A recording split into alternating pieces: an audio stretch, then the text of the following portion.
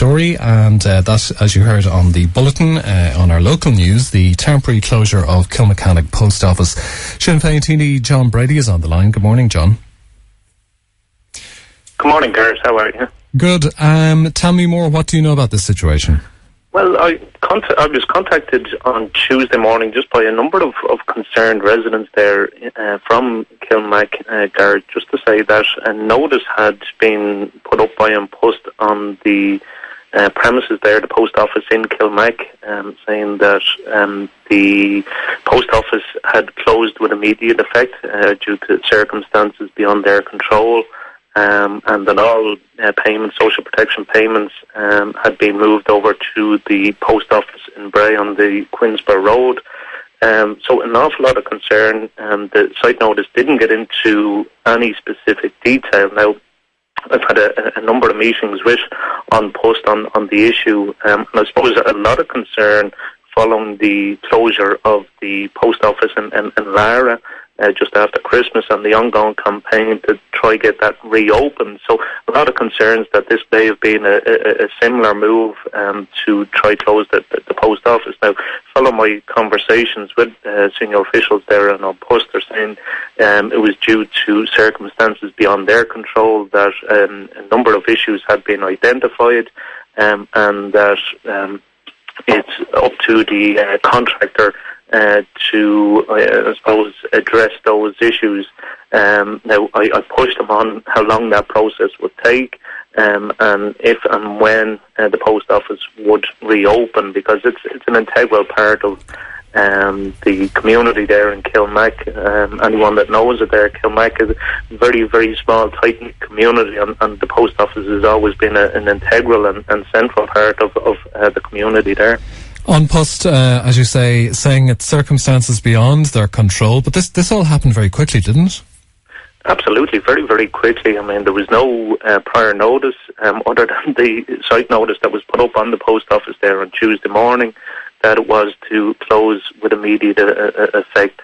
And I suppose people may be aware, some of your listeners may be aware, that a couple of years ago, due to the retirement of the previous postmistress, there was a period of uncertainty there. There was a campaign to try and ensure that the post office would remain into the future, and successfully that did happen.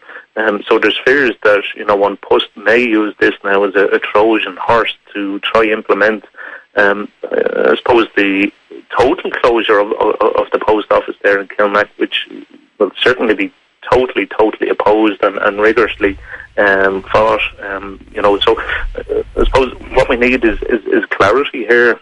There's a duty of care to all the users of the post office and the entire community there, but from An Post, to ensure that they are committed to the future of the post office and providing postal services in Kilmac. So it's a busy little spot, John, Kilmacanogue. How busy is that post office? Yes, certainly it's a very, very busy post office. I don't think there's any question of that. It is very, very busy, and look, it could be busier, as could all post offices, particularly rural post offices, and we know that the government have been sitting on the care report, which was published in early 2016, and they haven't implemented a lot of the I suppose key recommendations from the care report, which would ensure that the future of all rural post offices were safeguarded into the future. So certainly it is busy. It could be busier, as could all post offices. What are the locals saying there, the ones you've spoken to?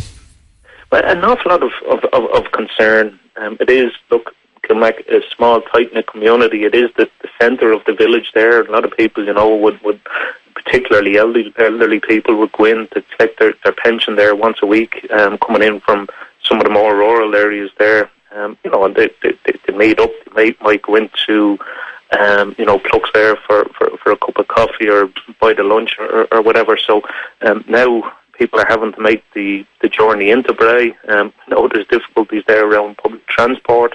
So people having to pick up their old age pension or whatever, having to make that journey into the Queensborough Road in Bray. So certainly that's not sustainable. We need a resolution to this situation as quickly and as swiftly as possible. But we need categorical assurances from Old Post that this is going to be very much a temporary measure, that they are committed to the future of the postal service there in Kilmac. And, I'm pushing them to give that commitment. They're saying, look, at the moment it is in the hands of the operator, the contractor there, that there is a contract still in place. The issues that have been identified, it's solely up to the contractor to address and deal with those issues. So, but there is a duty of care, as I've already said, for Old Post to ensure that that service is provided, is continued, and the post office is reopened as quickly as possible. John, while I have you there, the government surviving that motion of confidence last night, is Sinn Féin's view still that an election is in the best interest of the country? Well, I think, what's in the interest of the people of the country is for this government to go. We know the saga in which they're presiding over now in relation to Maurice McCabe and the whistleblowers and the crisis that has stemmed from that, not just for the country, for the state, but also internally within Fine Gael. Things are in total disarray. And we remember prior to the elections last year that, the mantra coming from Fine Gael was you have two distinct choices, stability or chaos.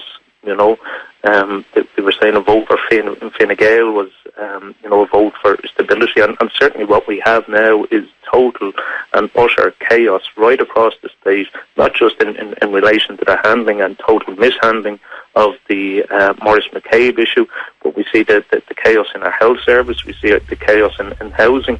But surely an election would add to that chaos, no? Absolutely not. It's clear that it's Fine Gael's inability to govern. It's clear that it's their failure and their policy failure that has led to this crisis. And unfortunately, what we see now is a type of Tweedledee and Tweedledummer that Fianna Fáil decided to sit on the fence and to prop up the failed government. And it was only with their abstention last night, 44 of their TDs abstaining, allowed the government to survive.